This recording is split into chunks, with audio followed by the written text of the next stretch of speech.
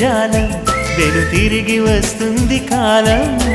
రేపుగా మన పాపగా పుడుతుంది సరికొత్తగా నీవు నాకు తోడుగా నేను నీకు నీడగా ప్రతి రేయి తీయగా పిలుస్తోంది హాయిగా ఇలా ఉండిపోతే చాలుగా